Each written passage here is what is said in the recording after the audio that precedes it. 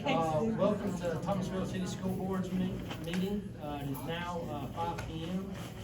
We would like to call this meeting to order. We do have a quorum present. We have Mr. Taylor Williams, Mr. Marshall Pritchett, Ms. Rita Nichols, Ms. Tiffany Schenberger, and myself, Jim Davis. At this time, I would like to ask Mr. Marshall Pritchett to lead us in the invocation.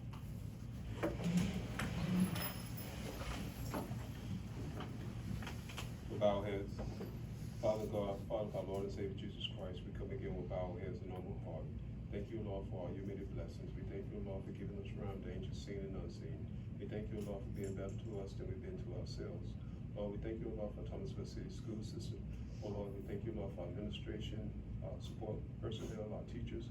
Oh, Lord, bless our children as we go through this flu season, oh, Lord. I ask you to just keep them, oh, Lord, in your care. Lord, I should bless this board as we make the decisions for your children. In the name of Jesus, we pray. Amen.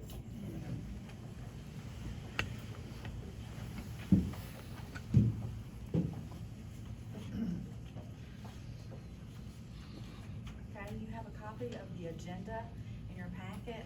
I would like to recommend that you approve the agenda at this time. So moved.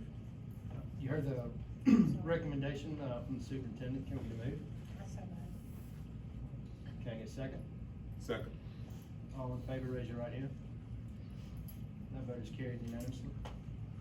Okay, you also have in your packet, copies of the minutes from our work session on, September 6th and the regular board meeting on the September 13th. You have both of those, in your packet. I would like to recommend that you approve those. You heard the recommendation from the superintendent. Can I get a move? So moved. Can I get a second? Second. All in favor, raise your right hand. That vote is carried unanimously. Okay, at this time, we'll have, Ms. Gibson with our financial report.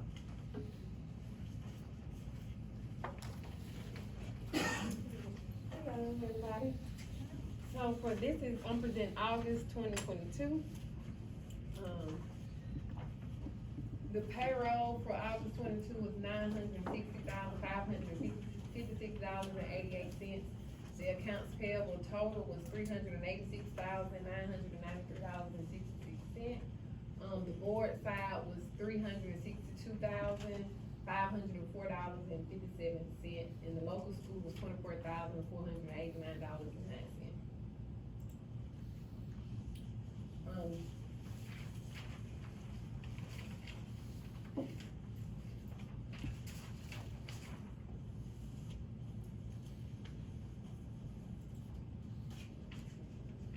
The ending, balance, general fund balance was, for, general funds was $2,755,920.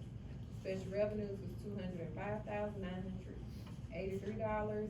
Debt service, $708,065.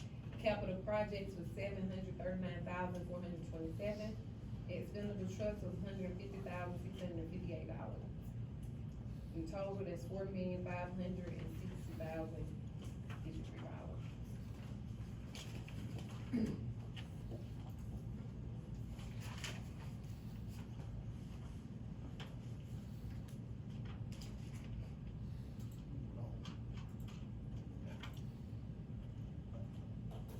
General fund balance is right now we're at 2.96,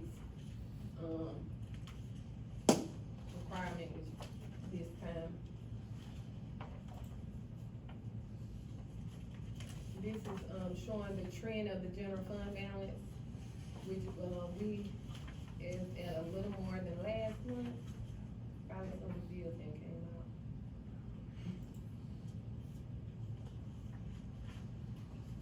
This chart is showing the trend of this year from, the blue is FY 20, the red is 21, the green is FY 22. And we are decreasing.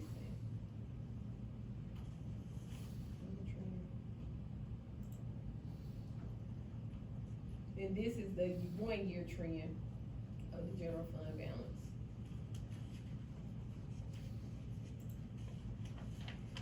the total expenditures, for FY 22, from the beginning of the year to August is 10,295,000,000. 10.295 million. And for FY 21, it was, at the same time last year, it was 9,642,000.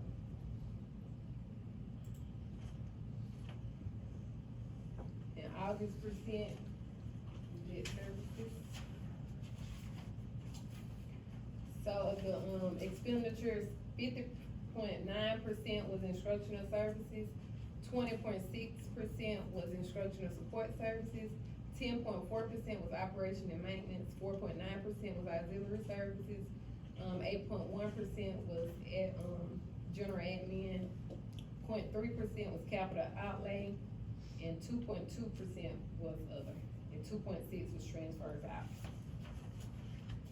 That concludes my report.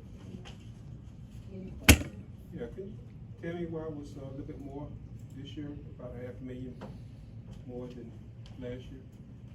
For the expenditures. The expenditures, we, that includes all the raises, Okay. and it also includes some of the train projects. I don't think y'all were doing that last year. Y'all the train project last year? The building just. The building is this year. The building So- started. So that includes all of the buildings so forth. Okay.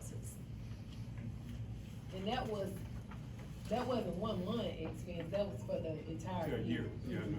Okay. Understood. I Yeah. just wanted to make, why we, about 500,000 more than, Maybe last time. yeah. Thank you, Ms. Gibson. Any other questions? Yeah. That makes it different.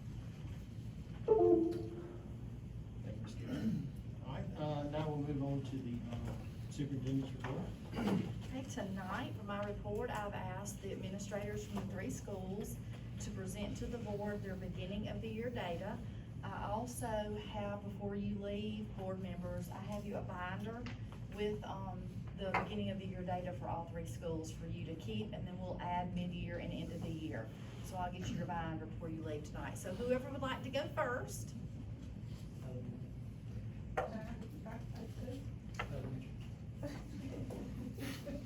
Elementary is going first.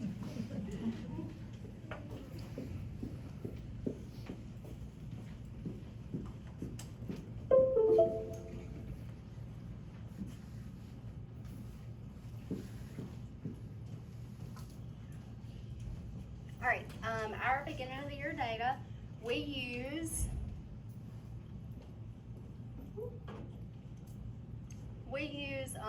STAR for our screening, and we use early literacy for K and 1.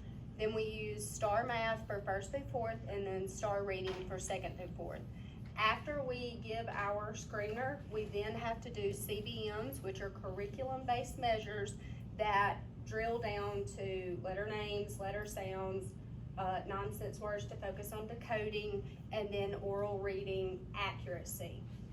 We look at how many words per minute they read correctly, but we're looking more not how fast they read, but how accurate they are when they're reading. And so this just kind of gives an outlook of how many kids are in each grade and how many were tested and where they are on proficiency. The way that STAR reads for proficiency is anybody that is below 40% is considered not proficient. And so we have, it looks like there's a lot that are not proficient, but in just a minute you'll see how just in just a little bit of time how quickly they grow. So our kindergarten, we had 81 that were tested, and they were only at 27% proficiency. And so that's very typical for kindergarten. A lot of times it's their first time to be at school. Even if they were in our pre-K, it's still the first time they've done like real school. It's not play. And then in 1st grade, they were at 40% proficiency. For STAR reading, 2nd grade was at 46%, 3rd was at 46%, and then 4th grade was at 38%. One of the things that we looked at was, and we were a little surprised about, was with our fourth grade, there are third graders from last year that took ACAP, and, you know, we were at a 84% proficiency in reading there. So we were surprised to see that that number was so low, but learning loss is common over the summer, and it just takes them a little bit of time to get back into the use of being back in school. Our STAR math, we were very pleased with for our beginning of the year. Our first grade was at 64% proficiency for math, which we got a new math program last year, and our kindergarten really did a great job teaching that program to fidelity, and it shows based off of their proficiency. So they started first grade ready to go. Second grade was at 41%, third was at 57%, and fourth was at 50%. And this just kind of shows the numbers so you can see a picture of the amount of green, which are our at or above, our blue or those that are on watch that are very, very close to being green, but could also fall into the yellow, which is our intervention, and then our red is our early intervention. So as you can see, of course, kindergarten usually has the most amount. But what we do with kindergarten is we give them till October, and then they take it again. And so you can see how much green we have for kindergarten there. And also how few, it's like the numbers completely flopped. So we were very, very excited about that. We're also looking at our ACAP, and this is what we'll be using some of our professional time, our early release days, to really dig down and see where we are on, where we were in ACAP and what we could do to make things better. And this just shows our level of proficiency for science. Fourth grade's the only one who takes science at our school. And then, it keeps getting smaller, sorry, that's way too big.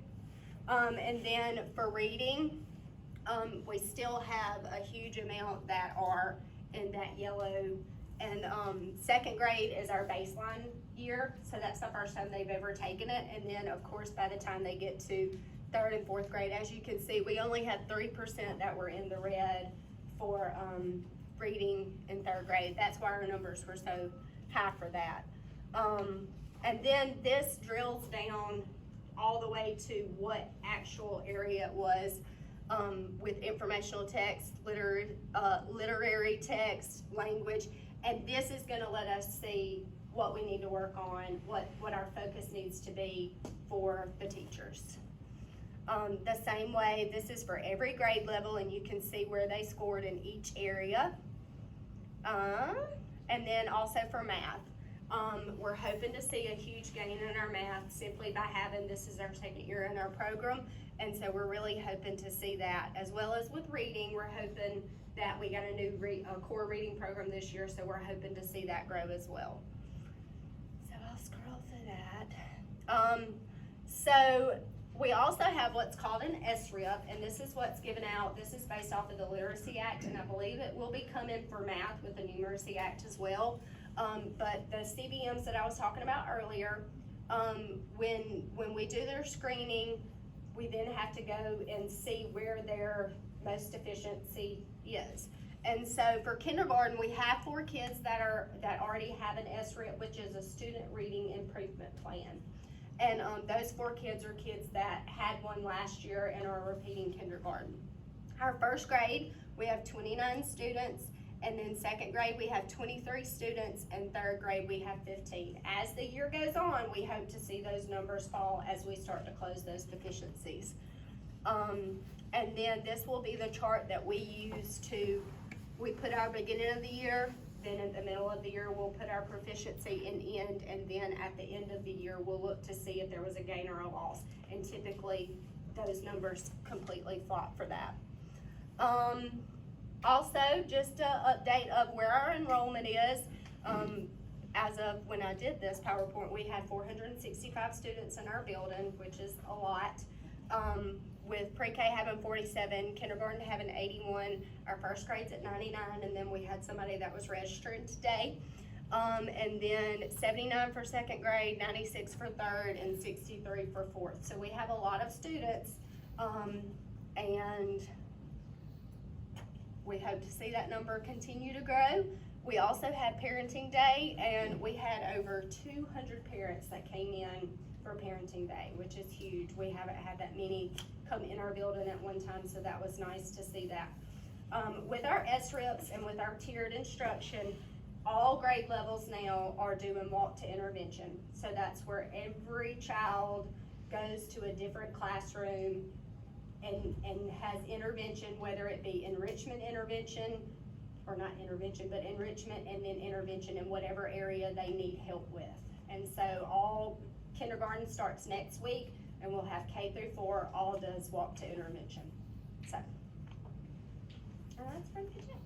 Any questions? Y'all have any questions? All right. Oh, I have a question. Yes. How's tutoring going? Tutoring is going well. We have about 120 students that are in tutoring. So yeah, it's a lot.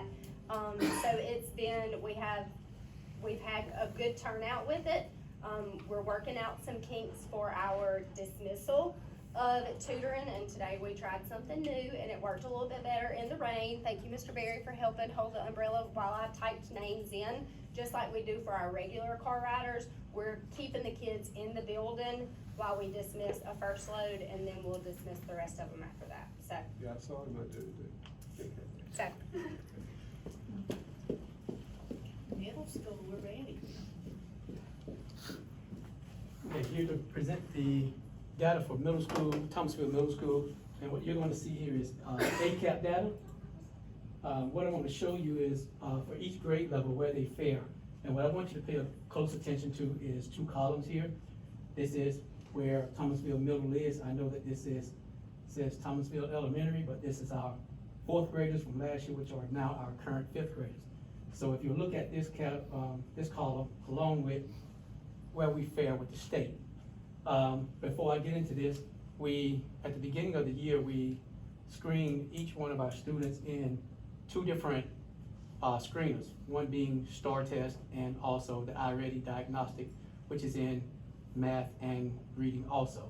And it's funny, when we went back and looked at all of this data, the kids are performing consistently along with what we see here on ACAP. So something somewhere tells us that they are being very consistent with the instruction that they're getting.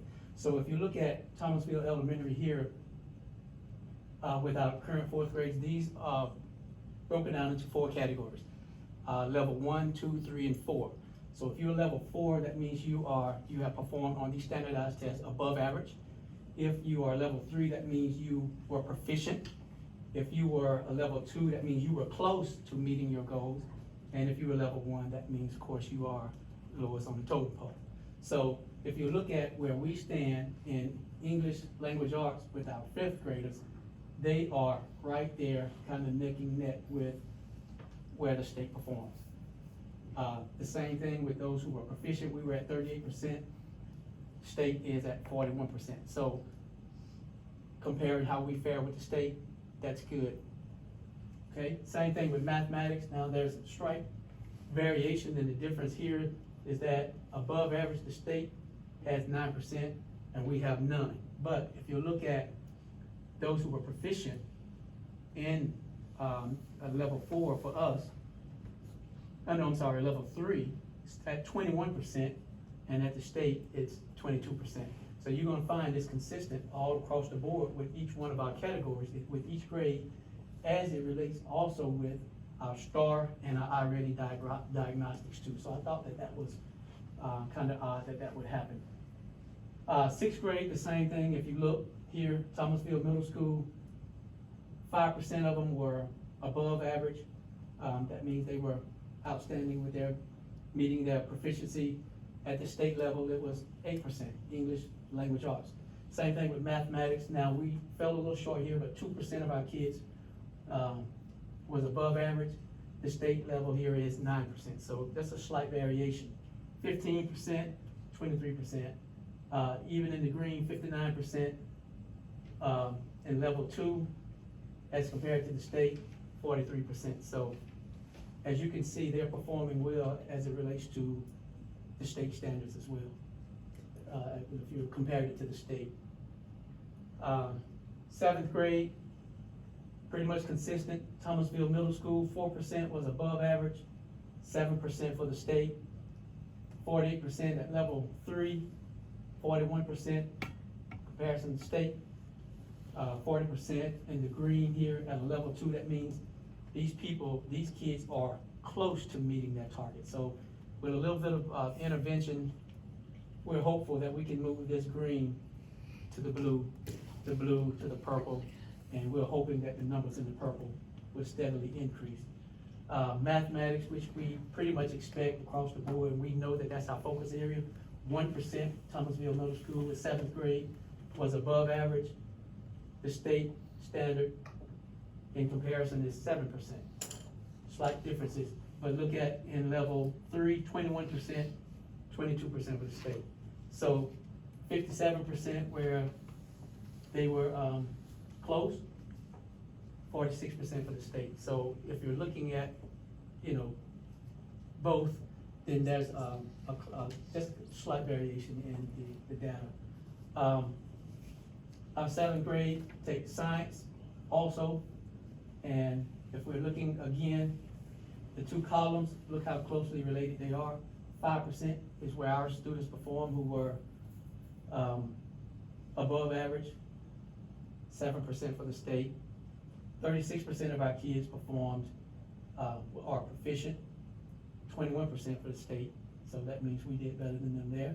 51% who were close, and 57% state. So again, that's all of our data. If we're looking at 8th grade English language arts, we had 6% of our kids in English language arts to perform above average, only 4% at the state level. 46% of our 8th graders performed at a level 3, which means they were proficient, only 40% at the state level. 37% was really close. So you're talking a few questions or so. 40% for the state. In mathematics, 4% above average, 3% for the state. 10% who were proficient, 15% for the state. 43% of our kids were close, and 42% of the state close as well. So again, you can see the difference in, or the comparison, how they compare to the state level. And again, when we gave the STAR reading and math and the iReady diagnostic, these programs are supposed to be similar to what the state gives on the ACAP. The kids actually perform pretty much the same percentages throughout. So that's Thomasville Middle, with the interventions that we are putting in place, the after-school tutoring, probably 50, 60 something kids there. We're hopeful to moving all of those kids at least one level per year. And that's what the state looks at, how much growth they have from one year to the next. So that's where we are. Any questions? That's a 2 months assessment at a time? This is data from last year. Oh, last year, okay. But we have the diagnostics from our iReady and our STAR screening, which we started in August and September. So percentages are pretty much the same. Okay. Well, I hope they increase, especially with the tutoring. Thank you, Mr. Armstead. High school.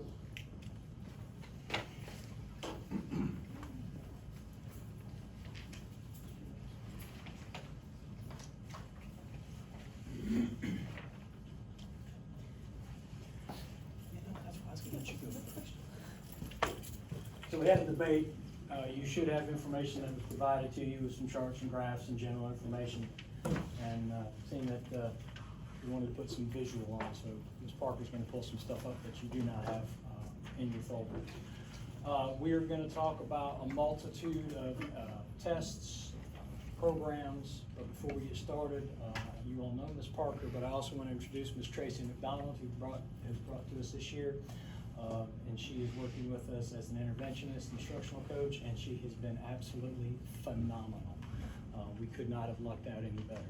So from an intervention standpoint, we've made some adjustments and changes. We went through about 3 or 4 different models last year, and we finally figured out what we wanted to do. And this year we're moving forward to that. I'm going to let Ms. McDonald get into that and talk about what we're using there. as far as STAR and Dibbles with reading, and then math with STAR and I believe it's IXL.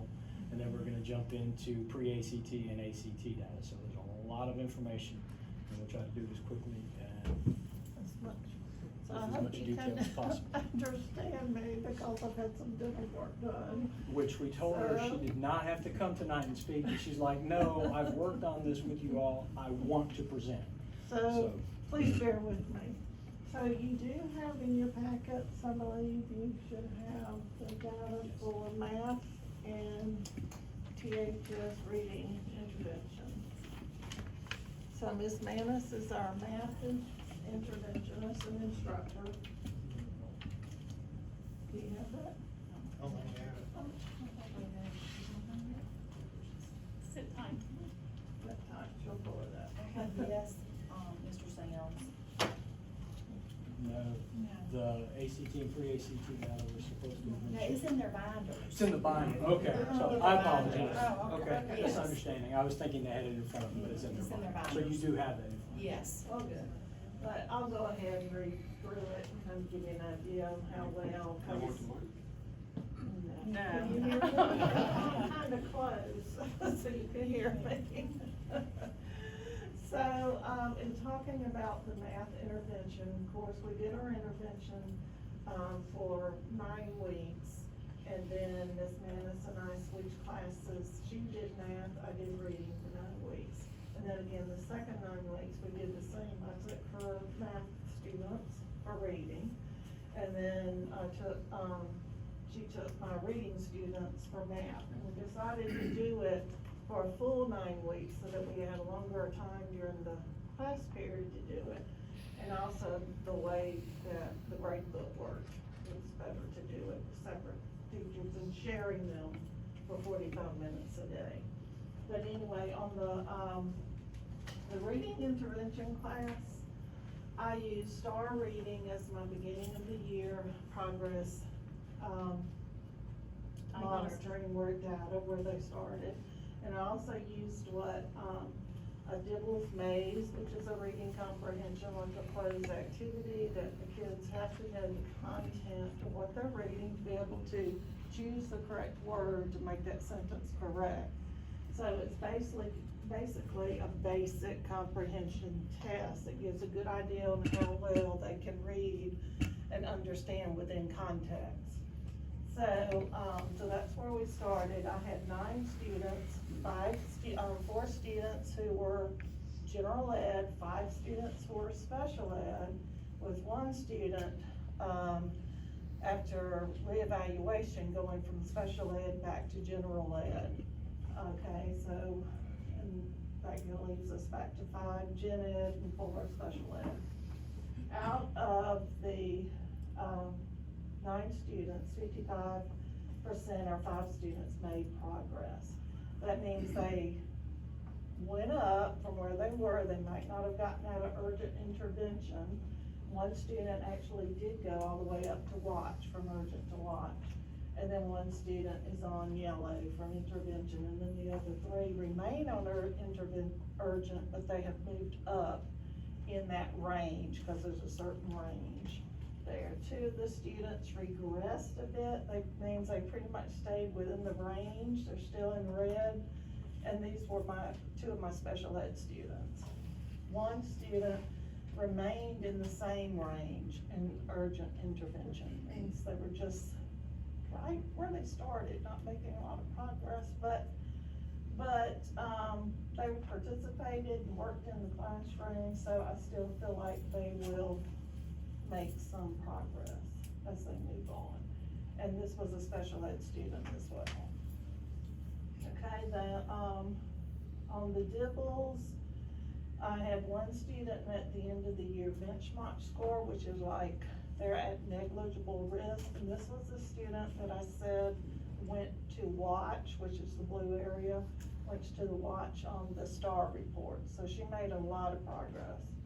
30 students passed the Boyd benchmark score, which was the minimum. That means they were right at the beginning of, this was an 8th grade reading passage because they're all below grade level. So this was an eighth grade reading passage, so the boy is the beginning of the year, eighth grade, is where that first score is. So they met that, and then, 5 students made progress but did not meet the benchmark score. Okay, so there was some progress. I was real proud of the 4 gen ed students and even the special ed students that made some progress, and I think we're going to continue monitoring those students, and I will continue kind of giving them, they're now working on IXL lessons, continue working with them, giving them lessons that will help them reach, you know, the weaknesses in the areas they need to work on. And in the math intervention, she had, on the boy at the beginning of the year, she had 1 showed growth from the end of the year. From the previous And year. that's the previous year, and that was the same thing on mine, showing growth from the end of the year. 2 students' score remained on the same, 8 student scores dropped from the end of the year assessment. So she has 16% on watch, 2 students, 58% are still in intervention, that's 7 students, and 25%, or 3 students are still in urgent intervention. She had a total of 12 students here, I think, with 10 general and 2 special ed students. Progress monitoring for September the 5th. Let's just go to the end, where they began and where we are now. I'll skip here, where we are now. Okay, so at the end of the intervention period, 7 students showed growth from 9:15 to where we only had 1 at the beginning. 4 students decreased. We only had, how many we had dropped here? 8, so that's a big improvement. And 1 student remained the same. So we had 33 on watch, 42% intervention, 25% still at urgent intervention. And I'm not sure if it's the same 3 people or not.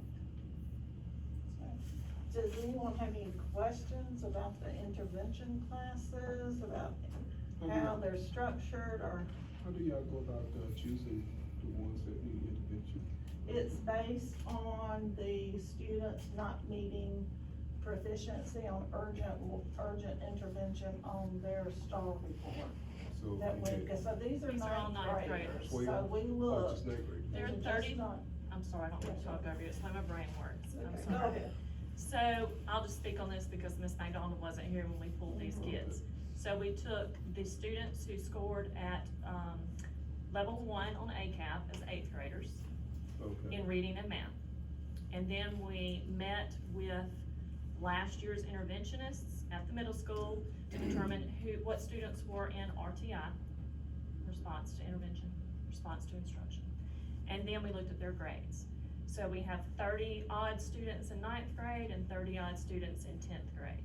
So instead of pull-out intervention, which we had tried last year, which wasn't extremely successful, we met with Ms. Brazel and came up with a dedicated intervention time class. So they're actually earning a half credit if they, so we've got 9 weeks with Ms. McDonald and 9 weeks with Ms. Manus, so that's reading and math together. So if they pass both of those, they get that half credit. Next semester, we'll have 10th graders. Now, our interventionists will also be still pulling our 9th graders during their advisory time. So we don't, now they have a dedicated time. Next semester, they'll have their advisory time. I know that sounds like a lot of information, but that's just 9th and 10th grades. So now we're gonna switch to our 11th and 12th graders.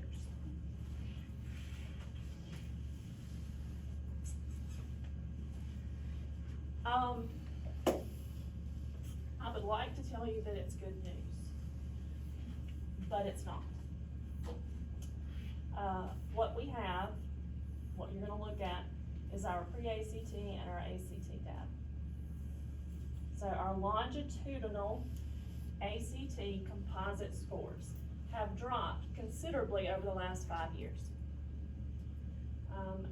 Generally, we're looking at an 18.9 for our composite average. We're now at a 16.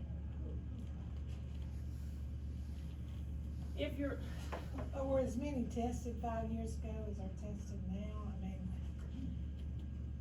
because it's required Okay. now, and 5 years ago, it wasn't. yes, it was required. Or was it? We started giving the 11th grade ACT 2013-14. Do you think COVID has something to do with the schooling process? Well, let's finish this and then let's have a conversation about COVID. That's a very valid question and I'm not trying to be dismissive, but I think you're gonna see a pattern. So, if you look at the sub-tests on the ACT, you've got English, math, reading, and science. So those are the 4 sub-tests that they are asked to take in their ACT setting. We had a gain in 2019, 2020, and then you'll see where we have lost quite a bit. So 18-19 is about the average composite for our English score, now we're down to 15.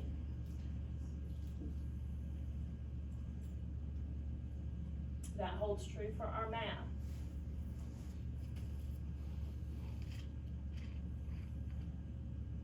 Our reading, 19.5, now we're at 15.9.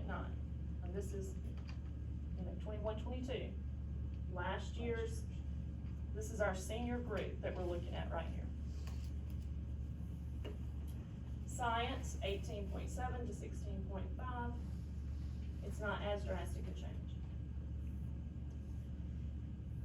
So, do we think that COVID had anything to do with it? Well, let me show you our pre-ACT data. So if you're looking at our scale scores, we have 2 years of that. Those pretty much track the same. We didn't make, from 1 year to the next, there aren't huge variants. There's not a lot of the, what am I trying to say?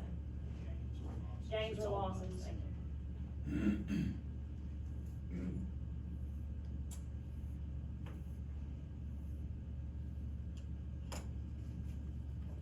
This just shows what they're tested on. What I would like for you to note is that, again, these are just the different domains that each of the students, that the student groups are tested on. And when you're looking at how well we're doing, 78% of this year's junior class, they are below proficient in reading. So they took this as pre-ACT. Now there are a lot of factors that can go into that. Number one, did they take it seriously? Because here's what the state does. The state says, hey, we would like to measure your growth between your pre-ACT and your ACT. So while this does look, dire, what gains we make mean more. The gains mean more. So they'll look less at our pre-ACT data than they do at our ACT. And it's like 20% pre-ACT and then 35% ACT. We still have a problem, and we know we have a problem. We are working diligently to incorporate strategies at Tier 1. That's basically our general classroom. So not just intervention. This is, Ms. Knight and I have already had this conversation. Ms. Morris and I have already had this conversation. This is an instructional curriculum issue. So does COVID play a part? So the thing about COVID is that everybody's on the same playing field. Everybody went through the same thing. So if you say, well, COVID happened, well, okay, we're 2 years post-COVID now. I think it's time for us to put that conversation aside and start figuring out what are we going to do about the gaps. So you think it's instructional? I think we have not provided, and this is me, second year back, I think we have not provided our teachers with the curriculum and the instructional training that they need. Did we have a year or two there we were struggling to have an English teacher? Just saying. Well, we've got 3 English teachers. Right Now, let me- Right now, but in the past, for these, there was, when they were out of classroom. I have no Did we have idea. time there where we had students in the classroom that did not have teachers, that were going on video teaching, whatever? I'm just asking. Yeah, that- I that don't- may be an But issue. how does it compare to the state? Do we know how our Well, here's the other thing, and I'm gonna say this as a graduate of Thomasville High School. We should never be at or below the state level in anything. we should be above, and we are at or below the state level, as we are now. So it gets easy to get bogged down to why is this happening? Is it because of this teacher? Is it because of this group of kids? Is it because of this illness? And what we're trying to focus on is not so much the why, but the what. What can we do now, moving forward, to help each group of individuals So what you need, increase? do you need more training? We're working on getting training. We started a new language arts program, started a new math program last year with very limited training for our staff, so we're working on getting them trained. For our language arts teachers, they're starting a whole new program this year, and they're starting to get trained on how to utilize that as well.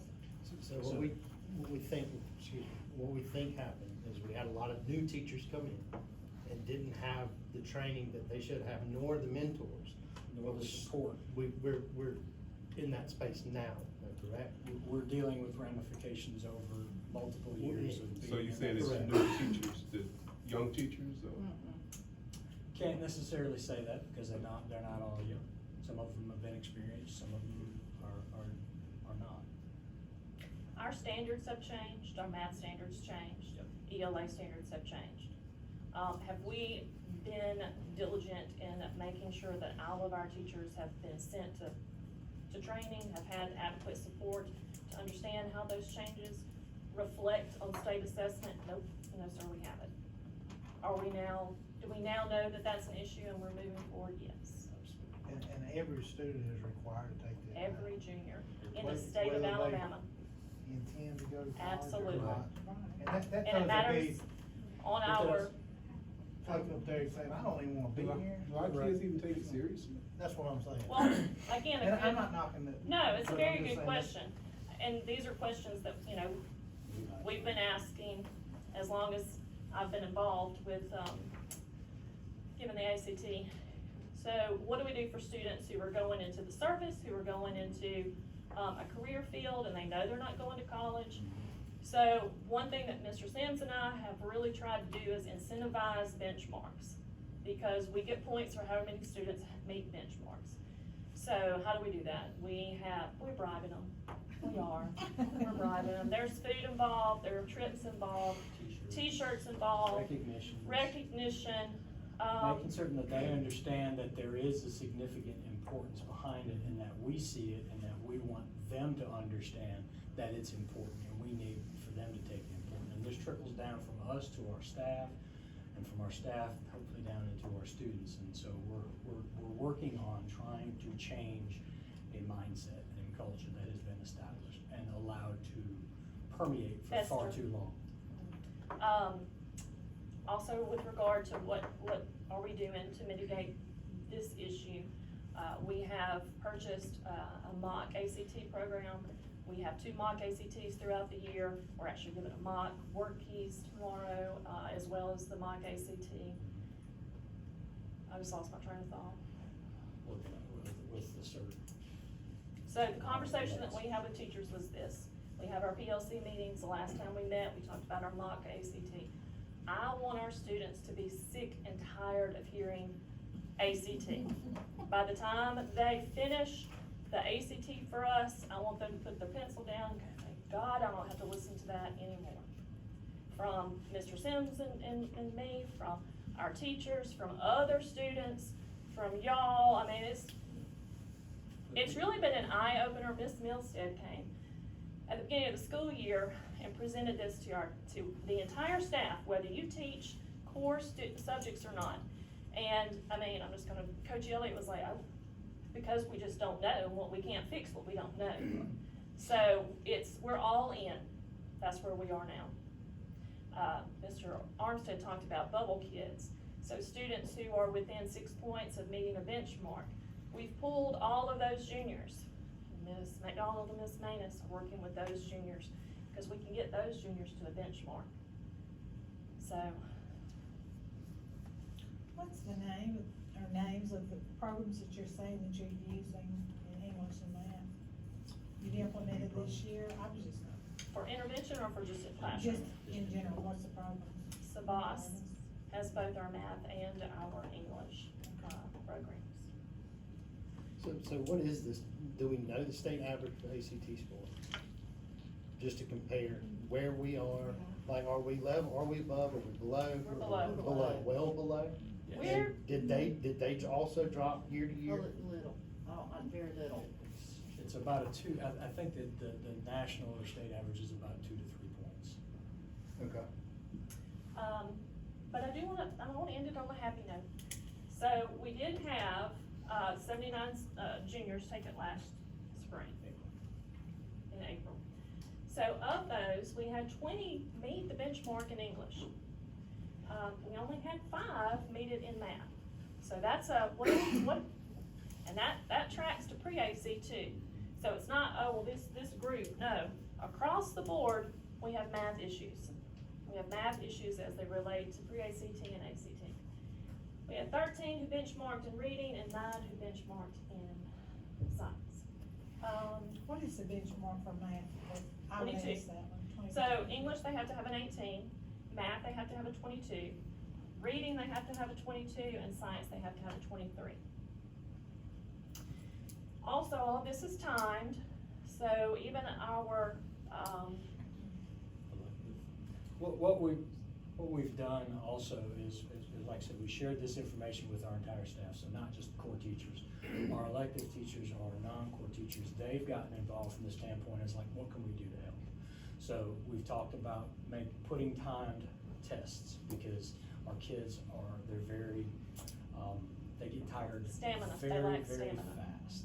And so we're Anxiety. working on adding that, And we're that's working it. on utilizing a proper ACT terminology in classrooms. test formats that mirror the ACT. Correct. So that when they sit down in April to take that ACT, it's not the first time they've seen it. And there've been a lot of cases and conversations from kids that was the first time they've seen it. So now with this cert, they'll have 2 opportunities per year. We're doing sophomores and juniors this year. We're So gonna add that- ninth grade we're gonna next hope to add semester. Ninth grade as well. They'll get to do, I think everybody, tomorrow is an online version, and then in the spring, we'll do, in February, I think is what we've tagged, we're doing a paper copy, and we'll do 9, 10, and 11. So again, it's about getting them introduced and understanding that this is coming and this is a big deal, but you don't have to be afraid of it by the time it comes down to your junior year, because you're gonna have seen it, you're gonna understand what's going on and what they're looking for. So that's our hope moving forward, is that's what we're trying to target. And I spoke to you about the difference or the gains between pre-ACT and ACT, so this is what we've got. We, gained 6 points in English between pre-ACT and ACT. We gained 3 in math. We lost 5 in reading, and we only lost 0.5 in science. So I'm not sure, I don't know how the state will decide how many points we get for that. And last but not least, we also give our work keys. So last year's group, we had 87% proficient on work keys, 13% were not proficient. Proficiency and credentialed are 2 totally different things. Of our senior class, 99% of our senior class credentialed. Passed senior class. Correct. Yes. And so this year's senior class will do a practice tomorrow, and then they'll take the real work keys on November 3rd. And then you said they do it twice a year, or just once? The work keys will only be 1. It'll be once a year for work keys. I know that was a lot. Any questions? You have, this information in your data binder and also the Ms. Milstead's that she gave us as well. Yes, thank you. And a question that came up, I just didn't wanna interrupt. When you hear all 3 schools talk about the test that the state mandates, whether it makes sense to us or not, they're following federal guidelines. So the grades that we test that have benchmarks, we report that to the feds. So that's where all that comes from, for all our federal funding and all of that compliance. So it all goes back to the government. And all 6 administrators have heard me say this before, and probably the board too, but average is not acceptable. Average is a C. Average is the same, as close to the bottom as it is to the top. We will not be a C school district. So we're working hard to make that happen. That's not acceptable in Thomasville. Thank all of you for sharing, and I just have a couple of other things. I do want to, let everybody know that Ms. Calhoun did retire on October 1. We were gonna have a reception for her tonight, and she is at a Cognia conference in Montgomery. And so I'm glad that we didn't try to surprise her, because it would've been a surprise on us, she would not have been here. But she said that she would be at our November meeting, just to let her know the date, and that she would be here. We'll recognize her then. I also have 2 board member recognitions, and I have some paperwork for all of you at the end. The AASB has sent a packet to me that our board president, Jim Davis, has reached level 1 certification of achievement. And Marshall Pritchett, our previous board president, is a master honor roll completed board academy. So, and I also have your running records of all your, trainings that you can keep up with and file. I also gave you from Mr. Sims a copy of the, October attendance report that he wanted you to have. You can add that to your binder. And then my last item, I have a letter that I would like to present to Ms. Doggett and Ms. Washington. It is from, Dr. Eric Mackey, and I was gonna take it to a, faculty meeting, but I thought tonight would be even better. So they send out a, letter each year telling you your level of support from ARI. And this is based on your 3rd grade ACAP scores from last year. And there are 3 categories. Full support schools have, reading specialists from the state in their buildings every week. Limited support 1 schools have regional specialists in their buildings monthly. And then, limited support 2 schools have quarterly. So of course you know which one you wanna be. You wanna be limited support 2. So congratulations to Thomasville Elementary School. They were 85% proficient in 3rd grade, and a little bit of background on that, thanks to Ms. Milstead. There were only 9 students in 3rd grade last year that were below grade level. 3 of the 9 missed it by 1 point. Three of those 9 were 2 points below the cut score. So 35.7% or higher, that's what's required. So we only had 9 students that fell out. But do you see how close they were to falling in? So they were very, very close of being 100% proficient. And he did write a personal note on here that said, great job, great report, but remember, there's much work to be done, because that's just a B. 85 is just a B. So I'm gonna give this to Ms. Doggett. And I didn't keep a copy, Ms. Doggett, so frame it, file it, just don't lose it. I'll know that you have it, and tell all your staff, good job. And that concludes my report. Okay, we need to go back to the financial, report that Ms. Gibson gave. We need to, I'd like to recommend that you approve that report that she gave. We failed to do that part. No, that'd be my fault, but, okay, get a little over to us there. But, you heard the recommendation from the superintendent, take it a move, So moved. take a second. Second. All in favor, raise your right hand. That vote is carried unanimously. Okay, now we can go on to new business. You have a copy in your packet of the personnel action sheet. On your action sheet for tonight, and there was a new one at your place when you arrived tonight. There was one added under employment in a position on B, so make a note of that. We have A, we have 3 resignations. On B, we have employment in positions, and we have 5 listed. And you will see the date of effective that they will start. You see C, voluntary transfers, and then you see volunteers from the RSVP that will be working in the elementary school. So I would like to recommend that you approve the personnel action sheet as it is written. You heard the recommendation from the superintendent. Can we get a move? So moved. Can we get a second? Second. All in favor, raise your right hand. That vote is carried unanimously. Okay, a bid for our milk purchases. I would recommend that you approve the bid for the purchase of milk for the child nutrition program from Eastside Jersey Dairy. You heard the recommendation from the superintendent. Can I get a move? So moved. Can I get a second? Second. All in favor, raise your right hand. That vote is carried unanimously. Okay, the next is a policy. You had the first read last month for the opt-in mental health. It's a state mandate, and the incident reporting forms that were hooked to that. Tonight, I just want to recommend that you approve those so that we can place those in our policies. You heard the recommendation from the superintendent. Can we get a move? So moved. Can we get a second? Second. All in favor, raise your right hand. That vote is carried unanimously. Okay, we have 2 field trips. One is retroactive because our volleyball team had to hurry and attend regionals in Montgomery. And then the second one is to approve an overnight trip for the basketball team to attend a tournament in Tuscaloosa, and that will be in November. So I would like to recommend that you approve both of those. You heard the recommendation from the superintendent. Can we get a move? So moved. Can we get a second? Second. All in favor, raise your right hand. That vote is carried unanimously.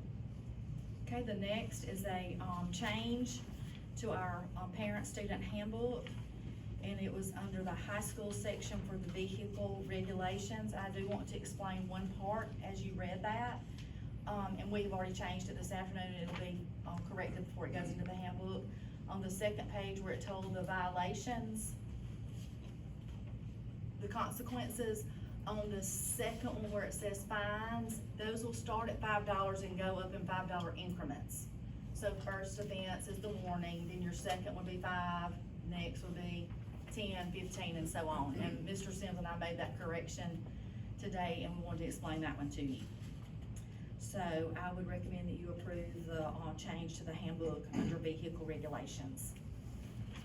You heard the recommendation from the superintendent. Can we get a move? So moved. Can we get a second? Second. All in favor, raise your right hand. That vote is carried unanimously. Next is an academic matter, and it is to recommend your approval for a textbook committee for Thomasville City Schools for the 22-23 school year. You had that listing in your packet. And also, along with that recommendation, I want to recommend that we approve the proposed 22-23 state-adopted textbook list that they will give to us in early spring. It's usually late January when the state board puts that out, but we want to go ahead and approve that. So, under F1 and 2, I recommend that you approve both of those. So you heard the recommendation from the superintendent. Can we get a move? So moved. Can we get a second? Second. All in favor, raise your right hand. That vote is carried unanimously. All right, now moving on to, board matters.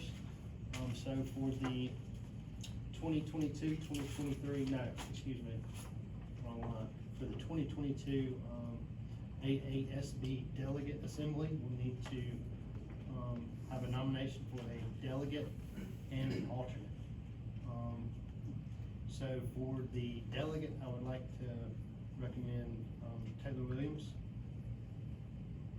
I second it.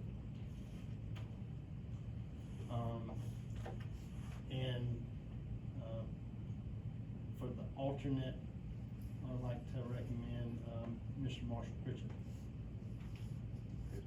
I second that. So can we get a move for both of those? So moved. Can we get a second? Second. All in favor, raise your right hand. That vote is carried unanimously. All right, and then another thing we'll need to discuss, we will be unable to meet, for the prior scheduled, November 15th, meeting, due to some conflicts. So some dates we're looking at there, would be next week, which is a little soon. And then the week after that is the week we had to cancel.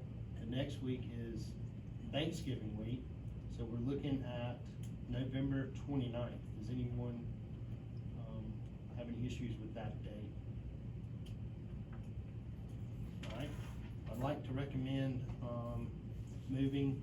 changing the regular November board meeting from November 15th to November 29th. Can I get a move? So moved. Can I get a second? Second. All in favor, raise your right hand. That vote is carried unanimously. Alright. Any status questions, or comments from board members? How we are doing, flu, as I know it's a few football players at school. Yes, well, I haven't gotten an update this week, but last week Candy was updating us, and here's the issue that we're running into. If you go to the doctor and you have the flu, we need you to tell Ms. Thompson. So, we know people are out sick, but we don't know what they have. So, I don't know current numbers, and you probably don't know off the top of your head, I'm looking at both of you. But I haven't gotten an update since last week. So. We didn't have a whole lot of people out. We've had some out, we're not sure, we only had 5 confirmed with the flu. Okay. So, but that doesn't mean they didn't have it, they just didn't tell us. So that's the issue there, we're trying to encourage them to let us know when they have that. How we doing on subs, like substitute, like How we doing on subs? Y'all hadn't yelled at me. teachers wise and bus drivers or whatever? We need more. Yeah. But they, yeah, we could always use more, but the ones we have are good. Do you think we need to increase pay? I would like to, discuss that, I'm gonna talk to Ms. Gibson about that, and I think that would help. Cause I think increasing pay might get you more subs, because, Y'all did increase it a little last year, but I've talked to some other schools about that, to see what theirs were competitive or not, so I do want to address that. yeah, I think we probably do better if we had more pay. True. You're right. 'Cause nobody wanna come up here for a few dollars. Exactly. Any other questions? Comments? Alright, any media questions, pertaining to tonight's agenda? Alright. Given no other items on this afternoon's, board meeting, I would like to Oh, I call. want to ask one more question. Who is gonna be in the tournament in Tuscaloosa? There are 16 teams, it's a How 3-day. many? 16 teams. It's a 16? 3-day tournament, so it's gonna be a good one. So it's three, okay, it's quite a few. There'll be a lot of very good teams, so, but I like playing Is it high caliber teams, a lot of competition. 6, 8 teams, 7, 8 teams? I'm sorry? It mean, it's different levels? Different 1A, levels, yes. 2A, 3A, 4A? From 3A up, yes. Okay. Given no other items on this afternoon's board meeting, I would like to call this meeting adjourned. Thank you all for coming, and thank you for the presentations.